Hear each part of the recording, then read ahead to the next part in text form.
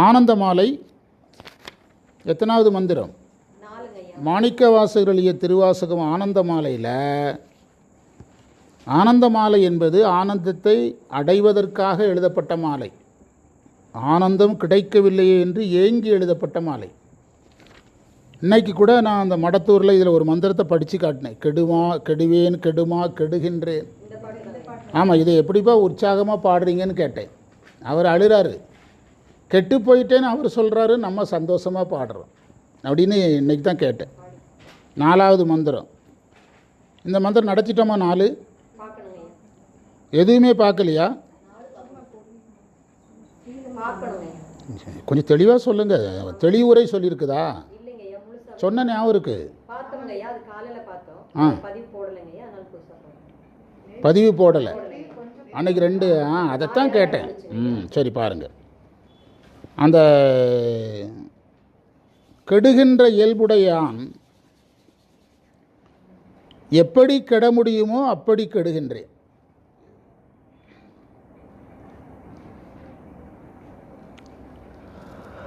நீ தீமை இல்லாதவன், நீ என்னை அடிமை கொண்டதால்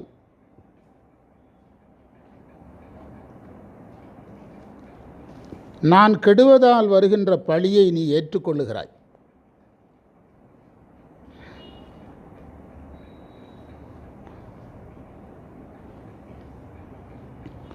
நான் துன்பப்பட்டு அனுபவித்து முடித்த பிறகு நீ அருள் செய்வதால் என்ன பயன்?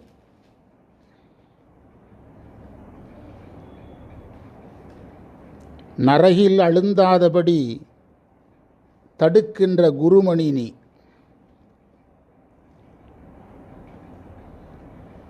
தலைவனே, நீ உன்னுடைய இயல்போடு இருந்து அருள வேண்டும்.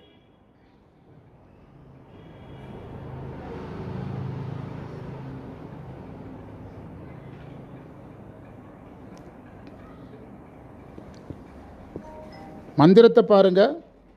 முதல் செய்தி, எப்படி கெடணுமோ அப்படி கெடுறேன்.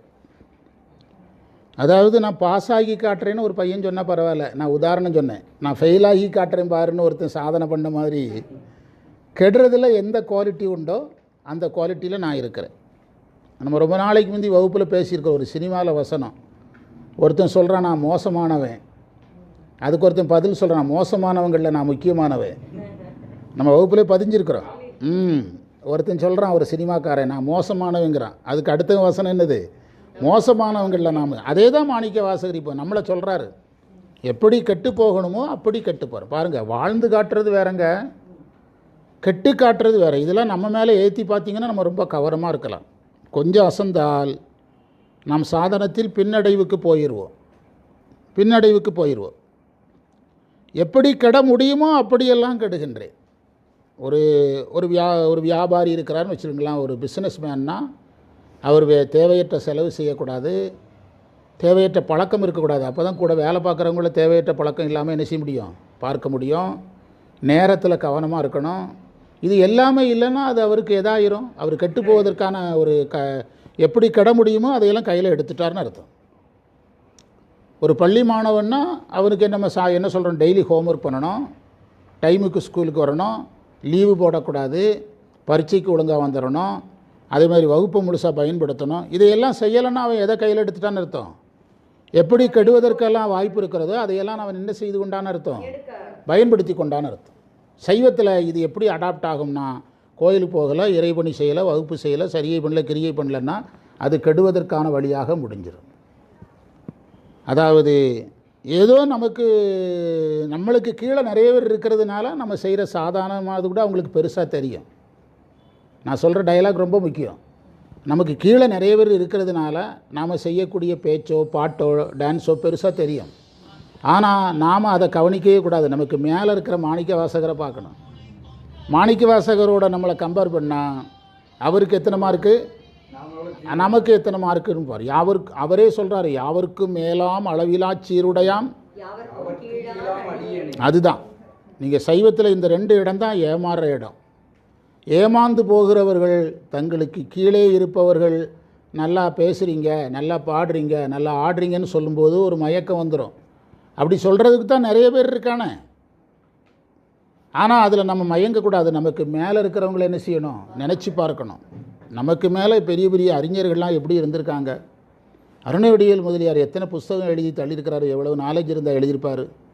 வையாபுரி ஐயா இவ்வளோ நூல் எழுதியிருக்கிறாரு, எவ்வளோ திறமை இருந்தால் எழுதியிருப்பார். சிவஞான முனிவருக்கு எவ்வளோ பெரிய நாலேஜ் இருந்திருக்கும். இந்த சிந்தனை மட்டும்தான் ஓடணும். கீழே இருக்கிறவனை பற்றி சிந்தனை என்ன செய்யக்கூடாது, வரக்கூடாது.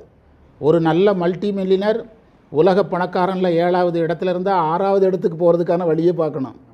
எந்த சிந்தனை வந்துடக்கூடாது, கீழே இருக்கிறவன் இப்படி தானே இருக்கிறாங்கிற எண்ணம் என்ன செய்யக்கூடாது, வரக்கூடாது. இந்திய பொருளாதாரம் கொஞ்ச நாட்களில் 7ல் இருக்குது, 6வது இடத்துக்கு போயிடும்ங்கிறான் உலக பொருளாதார நிபுணர்கள். 7ஆம் இடத்திலிருந்து அது பரவாயில்ல, 7லிருந்து 8க்கு போயிடக்கூடாது. அதனால் இதை பதிவு செய்தார். இறைவனை பார்த்து சொன்னார், நீ தீமை இல்லாதவன், நீ என்னை அடிமை கொண்டதால் நான் கெட்டதனால் வர்ற பழியை நீயை ஏற்றுக்கிற. அதுக்கும் ஒரு உதாரணம் சொன்னேன். ஒரு பள்ளிக்கூடத்தில் ஒரு பையனை சேர்க்கணும்.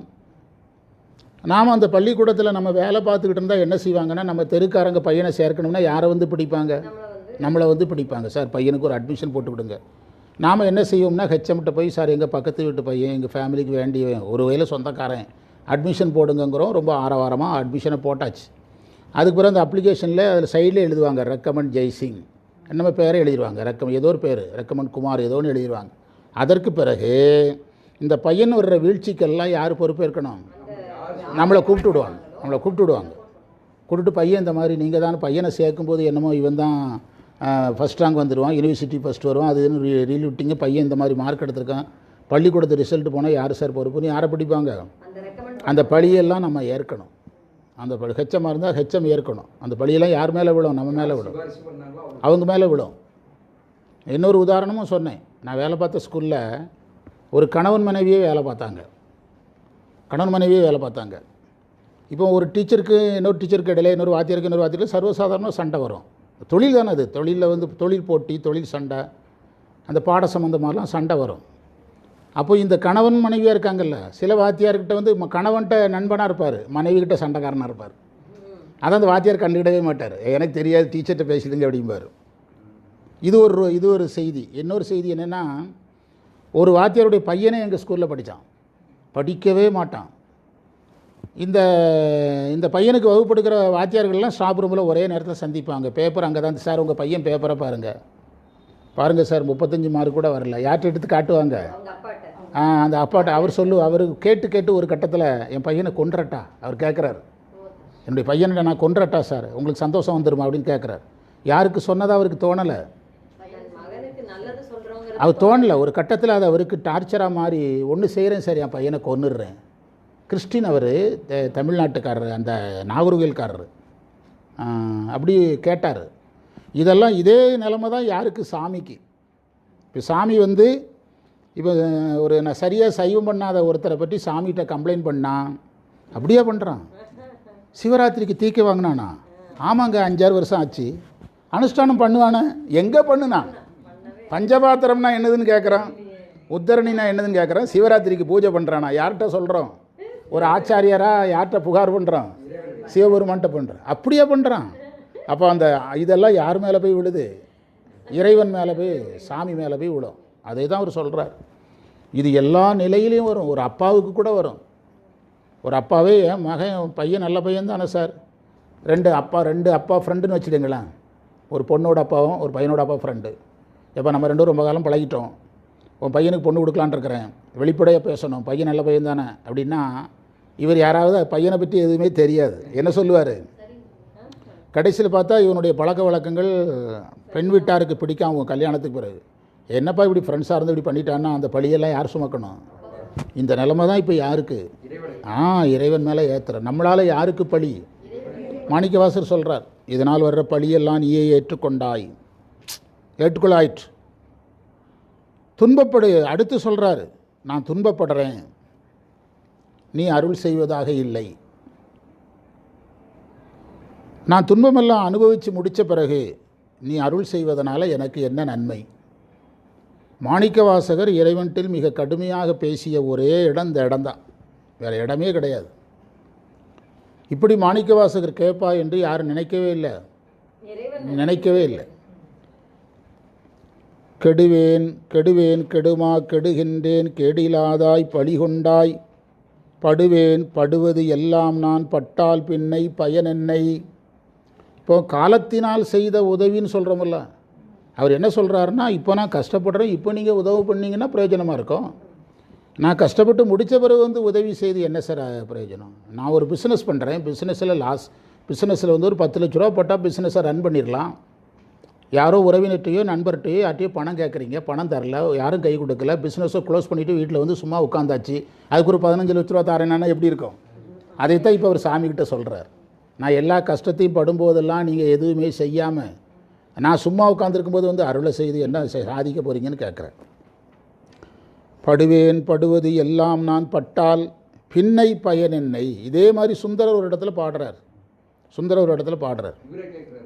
யார்? ஆமாம், இப்படி கேட்குறாரு. இதே மாதிரி சுந்தரரும் ஒரு இடத்துல பாடுறார். ஆமாம், போக்கிடம் இல்லை, பயன் என்னை. அடுத்து சொல்கிற குருவாக இறைவனை பார்க்குறார். நீ குருவாக வரலன்னா நான் நரகத்துக்கு போயிருப்பேன். நீ குருவாக வரல நரகத்துக்கு போயிருப்பேன். அப்போ நமக்கு ஒன்று தெரியுது, குருவின் பெருமையை உணர்பவர்கள் குரு நம்மை எங்கு செல்லாமல் தடுக்கிறார். அதாவது பாவம் செய்யாமல் தடுக்கிறார்னு அர்த்தம். குருவினால் மோட்சம் வருதோ இல்லையோ என்ன வராது, நரகம் வராது. ஏன்னா பாவம் செய்யாமல் தடுக்கிறார். சதா அவர் தர்மங்களை சொல்ல சொல்ல நமக்கு எது பாவச் செயல்கள் குறைய ஆரம்பிக்குது. நரகத்து அழுந்தாமைன்னாரு, நரகத்துக்கு போகாமன்னு கூட சொல்லலை, அழுந்தாம. காத்து ஆட்கொள்ளும், காத்துங்கிறதுக்கு இந்த இடத்துல தடுத்துன்னு அர்த்தம். காத்துனா தடுத்து. பண்டிதமனு ஒரு இடத்துல காத்துங்கிறதுக்கு தடுத்துன்னு பொருள் சொல்கிறார். செருப்பு தான் நம்முடைய காலை காப்பாற்றுது, செருப்பு தான் நம்ம காலை காப்பாற்றுது. ஆக்சுவலாக செருப்பு தடுக்குதா காப்பாற்றுதா? தடுக்குது. கல் குத்தாமல் தடுக்குது, முள் குத்தாமல் தடுக்குது. தடுத்தல் என்பது காப்பாற்றுதல். தடுத்தல் தான் காப்பாற்றுதலாக மாறு. குருமணியே, குருவினால் வரக்கூடிய நன்மைகளில் ஒரு முக்கியமான நன்மையை சொன்னார். யார் ஒருவருக்கு குருவருள் உண்டோ அவர் மோட்சத்துக்கு போகிறாரோ இல்லையோ என்ன கிடையாது, நரகம் கிடையாது. ஏனென்றால் அவரை அவர் சரியகிரிய யோகத்தில் செலுத்திடுறாரு. அப்போ அவருக்கு பதமுத்திகள் தானே உண்டு. சரியகிரியில் செலுத்திட்டாச்சுன்னா என்ன தான் உண்டு? பதமுத்தி தானே உண்டு. நரகு சொர்க்கமே கிடையாது, பதமுத்தி தான். பதமுத்தி அசாலோக சாமீப சாரூப இது போன்ற பதமுத்திகள் தான் வரும், நரகம் கிடையாது. நடுவாய் நில்லாது ஒளிந்த கால். நடுங்கிறது நியாயம். நீங்கள் நியாயமாக எனக்கு நின்று அருள் செய்யணும் என்று கேட்குறார். நியாயமாக நிற்காமல் போனால் அது சரியான்னு கேட்குறார். இறைவன் எப்போவுமே நியாயமாக தான் இருப்பார். மாணிக்கவாசகர் இங்கே மற்ற உயிர்கள் எப்படி பேசுமோ அப்படி பேசி காட்டுறார். மற்ற உயிர்கள் அவ எப்படி பேசுமோ அதை பேசி காட்டுறார். பல பிள்ளைகளுக்கு தந்தையாக இருக்கிற ஒரு தந்தை இடத்துல பிள்ளைகள் எல்லாம் சண்டை போடும்போது என்ன வார்த்தையை பயன்படுத்துவாங்க? நீ முதல்ல நியாயமாக பேசுப்பா. யாரை சொல்லுவாங்க? அவர் நியாயமாக தான் பேசிகிட்டு இருப்பார். நீ முதல்ல நியாயமாக பேசு. நீ என்னமோ அண்ணனுக்கு ஒரு நீதி சொல்கிற, எனக்கு ஒரு நீதி சொல்கிற, அவனுக்கு தோப்புங்கிற எனக்கு காடுங்கிற அப்படின்னு சொல்கிறோமில்ல. ஆனால் அவருக்குள்ளே ஒரு நியாயம் என்ன செய்யும் இருக்கும், அவருக்குள்ளே ஒரு நியாயம் இருக்கும். இதையும் வச்சு காப்பாற்றுவானா, இதை சண்டைக்காரன்ட்ட விற்பானா, டெவலப் பண்ணுவானா, இந்த சிந்தனையெல்லாம் அப்பாக்கிட்ட இருக்கும், அந்த நடுநிலை அவர்கிட்ட இருக்கும். ஆனால் சராசரி உயிராக அந்த சிந்தனை வராது. அப்பாவை எப்படி தான் சொல்லும்? குறை தான் சொல்லும். அப்பர் சுவாமிகள் சொல்கிறார் பாருங்கள், இரக்கம் ஒன்றிலீர், திருமறை காட்டு பதிகத்தில் இரக்கம் ஒன்றிலீர்னு யாரை பார்த்து சொல்கிறாரு? அந்த உயிர் அந்த பதட்டத்தில் சொல்லிவிடும். அதைத்தான் மாணிக்கவாசகர் பிற உயிர் செய்யுங்கிறத தான் சொல்கிற மாதிரி சொல்லி காட்டினார். நடுவாய் நீ நிற்கவில்லை என்றால் அது சரியாகாது. நீ நடுவாக நில்லுன்னு அர்த்தம். இறைவன் நடுவாக தான் நிற்கிறாரு. நாம் புலம்புறதுன்னு முடிவு பண்ணிட்டோம்னா சரியாலாம் புலம்ப முடியாதுங்க, தப்பாகவும் புலம்புவோம். புலம்புறதுன்னு முடிவு பண்ணிட்டா பிளான் பண்ணி புலம்ப முடியுமா? நம்ம கண்ணா பின்னான்னு பேசிட்டு கடைசியில் என்ன செய்வோம்? உணர்ச்சி வசப்பட்டு பேசிட்டோன்னு சொல்லுவோம். வார்த்தைகளை உணர்ச்சி வசப்பட்டு விட்டுட்டேன், உணர்ச்சி வசப்பட்டுட்டேன், அவசரப்பட்டுட்டேன் அப்படின்னு தானே சொல்கிறோம். அதே மாதிரி இந்த உயிர் இந்த மாதிரி ஒரு நிலைக்கு வரும்போது இப்படி தான் பேசுங்கிறதை யார் பேசி காட்டுறா? அதுக்காக மாணிக்க வாசகர் இறைவன் நடுநிலை இல்லாமல் இருந்தான்னு சொல்கிறாருங்கிற முடிவுக்கு என்ன செய்யக்கூடாது? வரக்கூடாது. ஆமாம், மேலேருந்து பார்த்தீங்கன்னா அது கரெக்டாக வரும். எப்படி கெடணுமோ அப்படி நான் கெடுறேன். இந்த நிலையில் இருக்கிற உயிர் கட்டாயம் குறை சொல்லும். ஒரு அப்பாவுடைய மகன் ஒழுங்கினமாக இருந்தால் அப்பாவை நடுநிலை இல்லைன்னு சொல்லுவான். சாமி நடுநிலையாக இருக்கிறாருங்கிறது எப்போ தெரியும்? நாம் ஒழுங்காக இருந்தால் தான் தெரியும். சாமி நடுநிலையாக இருக்கிறாருங்கிறது எப்போ தெரியும்? நாம் ஒழுக்கமாக இருந்தால் தான் தெரியும். நீங்கள் அங்கேருந்து மேலேருந்து வந்தீங்கன்னா அந்த உயிர் இப்படி தான் பேசுங்கிறத தான் அவர் பேசி காட்டுறாரு. கெட்டு போகிற உயிர் அப்படி தான் பேசும். படுவேன் படுவதெல்லாம் நான் பட்டால் பின்னை பயன் என்னை, நான் கஷ்டத்தை அனுபவித்த பிறகுலாம் நீங்கள் அருள் செய்து என்ன பிரயோஜனம் அப்படின்னு சொல்லிட்டு பிறகு குருவாக எடுத்து பார்க்குறாரு. கொஞ்சம் ஓவராக தான் பேசிட்டோமோ, கொஞ்சம் புகழ்ந்துருவோம்னு சொல்லி அந்த உயிர் டக்குன்னு யோசித்து பேசும். நரகத்துக்கு போகாமல் தடுத்த, ஆனால் மோட்சத்துக்கு போக முடி செய்யலையே அப்படியே அதில் இருக்குது. தடுத்தாய், ஆமாம் அப்படின்னு கடைசியில் அந்த ஆமாம் திருப்பி கூட ஆமாம் ஆமாம். அதனால் இது ஒரு உயிர்கள் பேசுகிற முறை தான். அந்த சில நேரங்களில் ஸ்கூல் பசங்களே பயங்கரமாக எழுத்து பேசிடுவானுங்க பள்ளிக்கூடத்தில். நாங்களாம் அனுபவப்பட்டிருக்கிறோம். பையன் எழுத்து பேசிட்டோன்னா நாங்கள் எதிர்பார்க்க மாட்டோம். எதிர்பார்க்காம எழுத்து பேசிட்டோன்னா நாங்கள் டம்மால்னு ஆஃப் ஆகி உட்காந்துட்டு பதில் பேச மாட்டோம். எல்லா பசங்களும் வெளியே போனவரும் அவனை கூப்பிட்டுட்டு சென்டிமெண்ட்டாக பேசின பிறகு தான் அவன் கீழே விழுவான். அது வரைக்கும் என்ன செய்ய மாட்டான்? நான் என்ன சார் தப்பாக பேசிட்டேன், கரெக்டாக தான் சார் பேசினேன் அப்படிம்பா. அதுக்கப்புறம் அவங்ககிட்ட நீ இப்படிலாம் பேசக்கூடாதுடா, நான் ஆசிரியர், நீ மாணவனுங்கிற உணர்வு வரணுடா, நீ சின்ன பையன், என் வயசு என்ன, என் சர்வீஸ் என்ன, உங்கள் அம்மாவுக்கே நான் சொல்லிக் கொடுத்தேன் அப்படின்னு நம்ம பேச அவன் கடைசி சாரி சாரும்பா. எப்போ சொல்லுவான்? அது நம்ம கையில் தான் இருக்குது. அது வேறு ஆட்களை வச்சு பேசுனீங்கன்னா அவனுக்கு யூகோ வரும். இதெல்லாம் நம்ம சமுதாயத்தில் குடும்பத்தில் பார்க்கலாம், எல்லா இடத்துலையும் பார்க்கலாம். டோட்டலாக சமயத்துக்கு வந்துட்டோம்னா பேசாமல் இருக்கிறது பாதுகாப்பு. எது சிறந்த பாதுகாப்பு? மௌனம் தான் சிறந்த பாதுகாப்பு எல்லா நிலையிலும். ஆமாம், எல்லா நிலையிலும் மௌனமாக என்ன நடந்தாலும் சரி நாம் அதை காதில் வாங்காதது போல் இருந்துக்கிட்டோம்னா பாதுகாப்பு. எல்லா நிலையிலும் அதுதான் பாதுகாப்பு. அதனால சாமிகள் அந்த மௌனத்துக்கு போகிறது. நீங்கள் பேசுகிறதுக்கு ஒரு காரணம் கற்பிப்பாங்க, நீங்கள் நல்லது சொன்னாலும் ஒரு காரணம் கற்பிப்பாங்க. அதுக்கு பேசாமல் இருந்துடுறது ரொம்ப நல்லது, மௌனமாக இருந்துறது ரொம்ப நல்லது. நாங்கள் ஸ்கூலில் வேலை பார்க்கும்போது, சார் நாளைக்கு லீவா சார், வெள்ளிக்கிழமை ஆரம்பிச்சிருவானுங்க, நாளைக்கு லீவா சார். சார் இப்படின்னா இல்லைன்னு அர்த்தம், இப்படின்னா ஆமான்னு அர்த்தம். நீங்கள் ரெண்டுமே பண்ணுறீங்க. நான் எதையாவது சொல்லி நீ என்ன செய்வா? இன்றைக்கி 4வது பீரியடுக்குள்ளே ஸ்கூல் ஃபுல்லாக ஜெய்சிங்கையா பள்ளிக்கூடம் லீவுன்னு சொன்னாரும்பா. அதுக்கு பேசாமல் அப்படின்னா பள்ளிக்கூடம் லீவாகலாம், இருந்தாலும் இருக்கலாம், இல்லாமலும் போகலாம். அப்படி தான் தலையை தான் ஆட்டும், வாயே திறக்க மாட்டோம். அப்படி திறந்தோம்னா என்ன செய்வாங்க? சிக்க வச்சுருவானுங்க. வெச்சம் வரைக்கும் போய் சார் தான் சொன்னாருன்னு சிக்க வச்சுருவானுங்க. அதனால் இன்றைக்கி தெரிஞ்சிடுங்க, பாடத்தில் குடும்பமாக இருக்கட்டும், ஆஃபீஸாக இருக்கட்டும், சைவமாக இருக்கட்டும், பேசாமல் இருந்துட்டோம்னா எல்லா வகையிலையும் பாதுகாப்பு. நம்ம வயசுக்கு பேசாமல் இருந்துக்கிறது என்னது? எல்லா வகையிலையும் பாதுகாப்பு.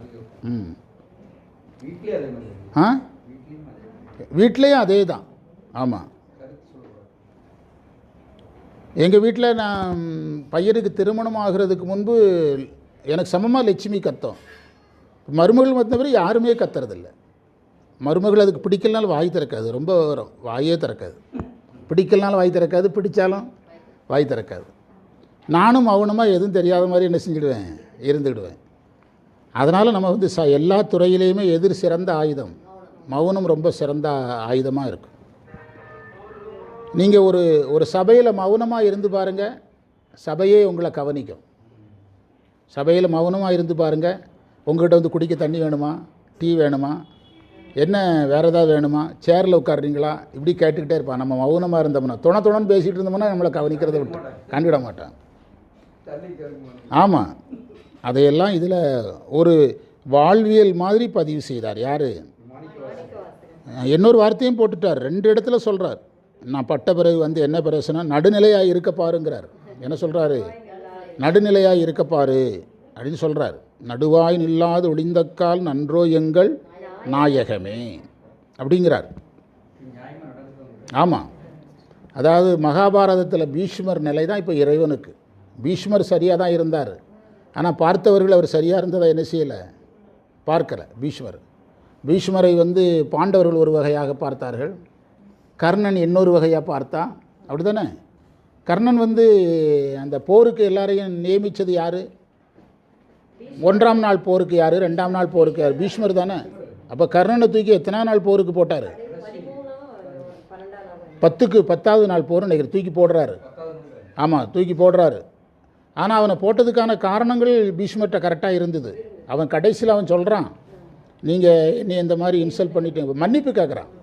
அவர் அந்த அம்பு படுக்கையில் போய் படுத்த பிறகு மன்னிப்பு கேட்குறான். பீஷ்மர் அவனுடைய முகத்தை இப்படி தடவி, நம்ம அந்த அங்கே பேசுனது ஞாபகம் வருது, முகத்தை தடவி விட்டு, கர்ணா உன் மேலே எனக்கு எந்த கோபம் கிடையாது அப்படின்னு சொல்ல, நீ செய்த தவறு கெட்டவர்களுக்கு என் துணை போனாயின்னு கேட்பார்.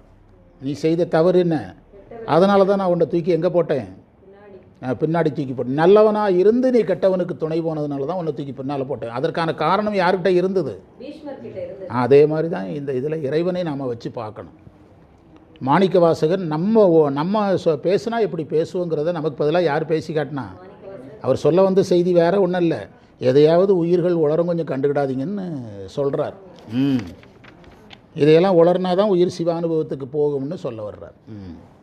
டீ குடிங்க. ஆமாம்.